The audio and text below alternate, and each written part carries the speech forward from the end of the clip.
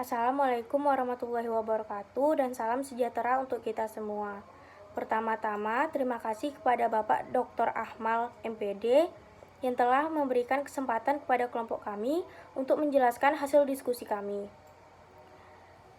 Kami dari kelompok 4 yang beranggotakan Aji Adlani, Gali Ihsan Satriaji, Meliani Putri, Rahmawati, dan Rahmat Irwanda yang berjudul Bagaimana Hakikat, Instrumentasi, dan Praksis Demokrasi Indonesia berlandaskan Pancasila dan Undang-Undang Dasar Negara Republik Indonesia tahun 1945. Bagian A atau bagian yang pertama yaitu menelusuri konsep dan urgensi demokrasi yang bersumber dari Pancasila. Yang pertama yaitu pengertian demokrasi. Demokrasi merujuk kepada konsep kehidupan negara atau masyarakat di mana warga negara dewasa turut berpartisipasi dalam pemerintahan melalui wakilnya yang dipilih. Abraham Lincoln, mantan Presiden Amerika Serikat, yang menyatakan bahwa demokrasi adalah suatu pemerintahan dari rakyat, oleh rakyat, dan untuk rakyat. Yang kedua yaitu 3 tradisi pemikiran politik demokrasi. Secara konseptual, seperti dikemukakan oleh Carlos Alberto Torres tahun 1998, demokrasi dapat dilihat dari 3 tradisi pemikiran politik, yaitu Classical Aristotelian Theory, Medieval Theory, dan Contemporary Doctrine. Yang pertama yaitu Aristotelian demokrasi yang merupakan salah satu bentuk pemerintahan atau pemerintahan oleh seluruh warga negara yang memenuhi syarat kewarganegaraan.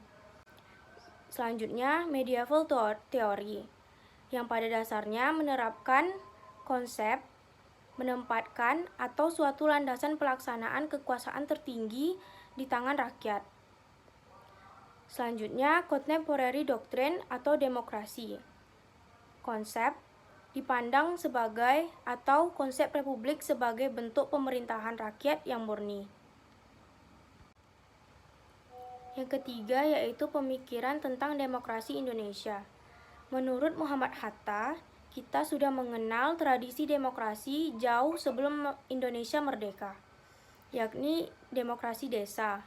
Demokrasi desa atau demokrasi merupakan demokrasi asli Indonesia yang bercirikan 3 hal yaitu cita-cita rapat, cita-cita masa protes, dan cita-cita tolong-menolong.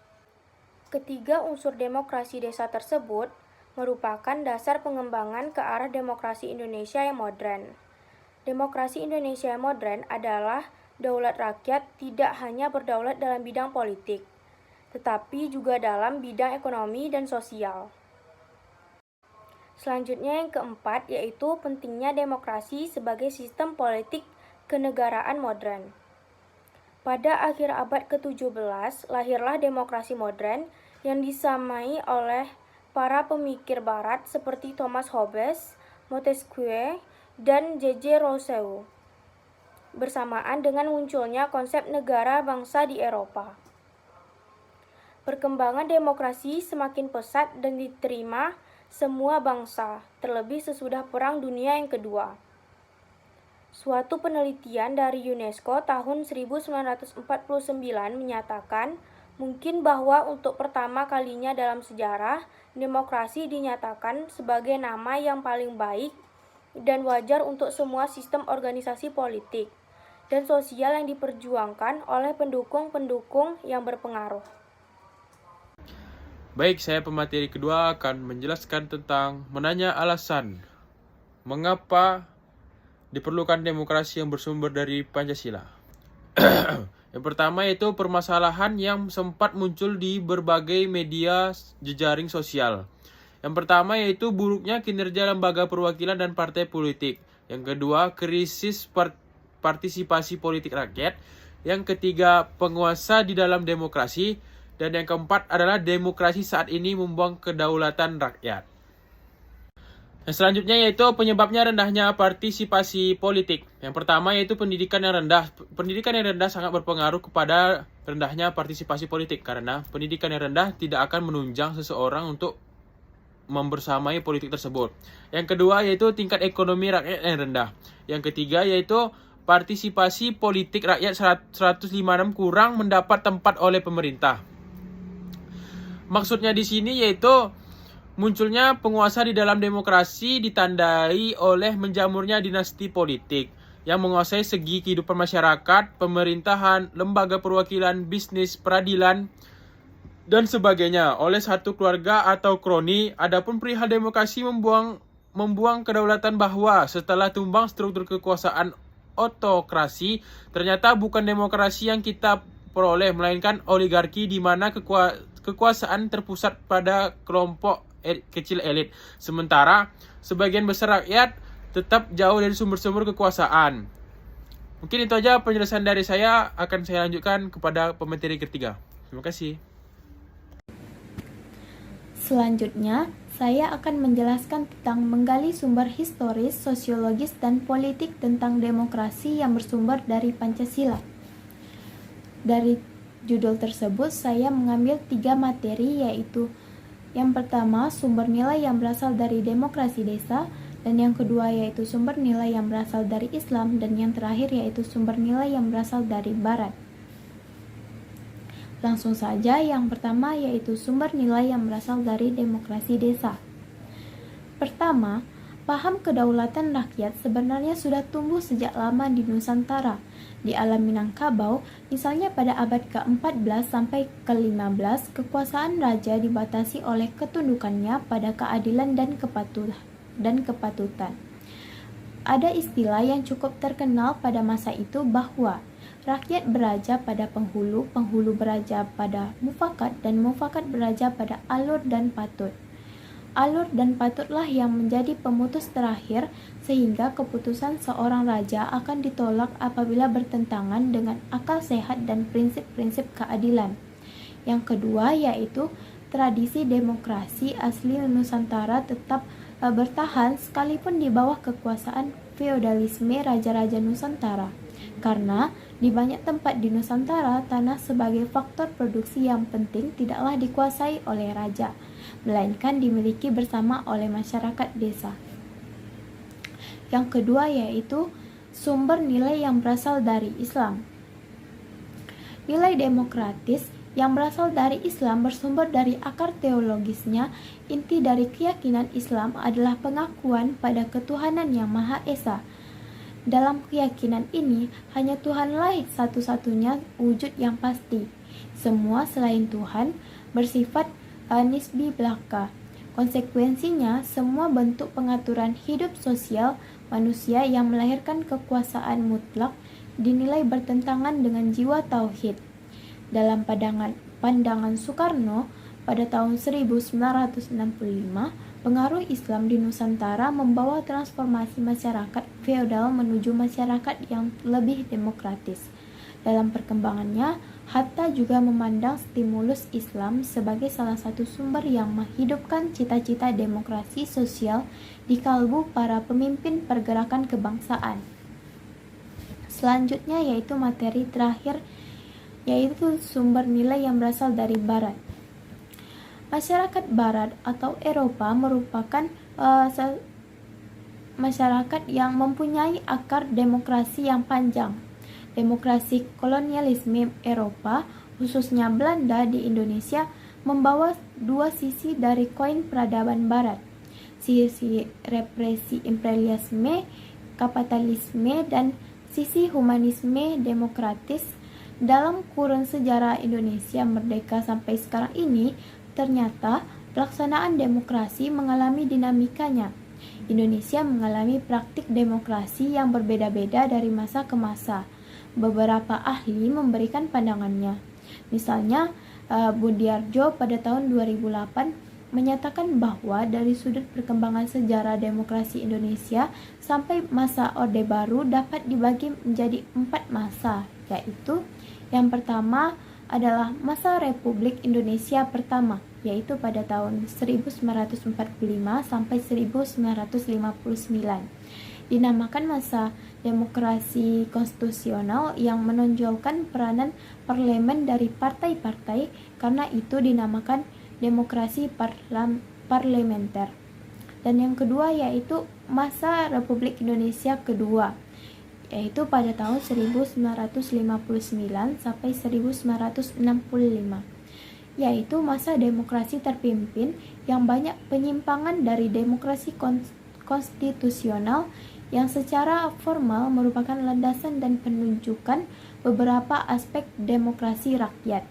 Yang ketiga yaitu masa Republik Indonesia ketiga, yaitu berlangsung pada tahun 1965 hingga 1998, yaitu masa demokrasi Pancasila.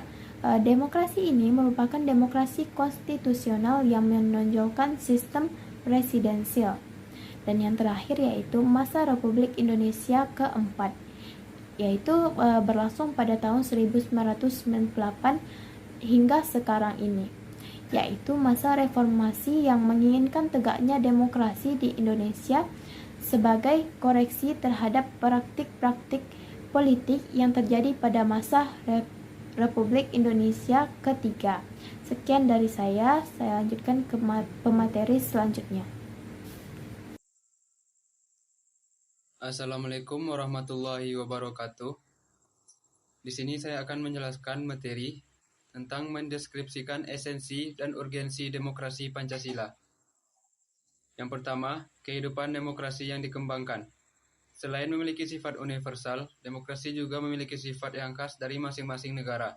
Sifat khas demokrasi di setiap negara biasanya tergantung ideologi masing-masing. Demokrasi Indonesia juga memiliki sifat yang khas sesuai dengan budaya bangsa Indonesia yang berdasarkan Pancasila. Sebagai demokrasi yang berakar pada budaya bangsa, kehidupan demokratis yang dikembangkan harus mengacu pada landasan ideal Pancasila dan landasan konstitusional Undang-Undang Dasar Negara Republik Indonesia tahun 1945.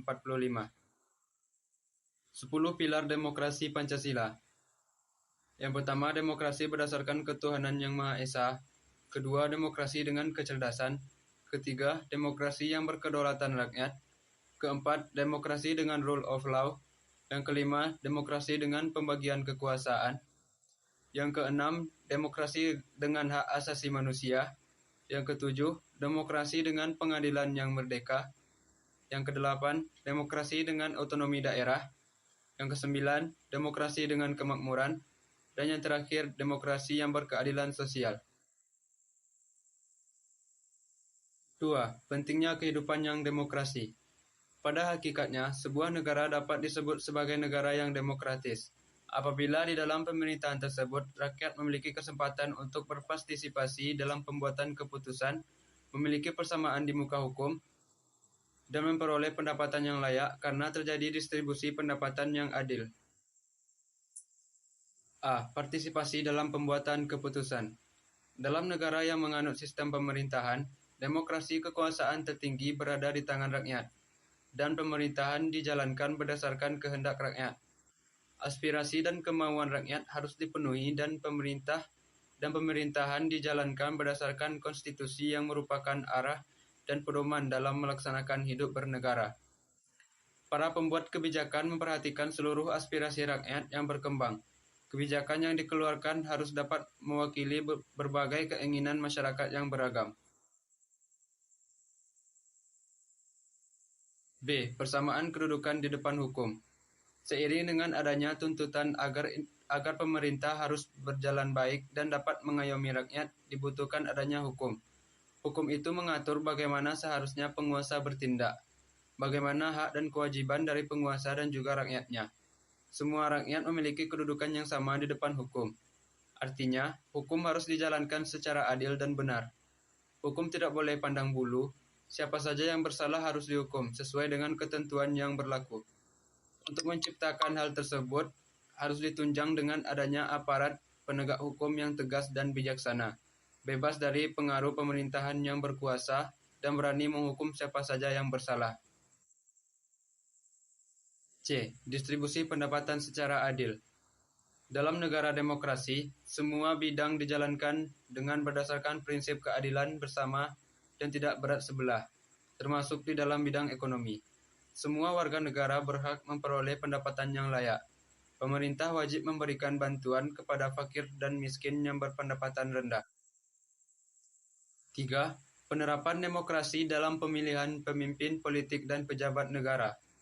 Seorang pemimpin memang harus yang memiliki kemampuan memadai, sehingga ia mampu melindungi dan mengayomi rakyatnya dengan baik. Oleh karena itu, seorang pemimpin harus memenuhi syarat-syarat tertentu. Berdasarkan sistem demokrasi yang kita anut, seorang pemimpin itu harus beriman dan bertakwa, bermoral, berilmu, terampil, dan demokratis. Tidak ada guna dan manfaatnya sama sekali dari seorang pemimpin yang demikian itu. Jadilah pemimpin yang bermoral, berakhlak, dan berbudi pekerti luhur yang dapat memberi kemaslahatan bagi rakyat. Syarat lain bagi seorang pemimpin adalah berilmu, terampil, dan demokratis. Sekian materi dari saya. Apabila ada kesalahan dan kekurangan, saya mohon maaf. Wabillahi taufiq wal hidayah. Wassalamualaikum warahmatullahi wabarakatuh.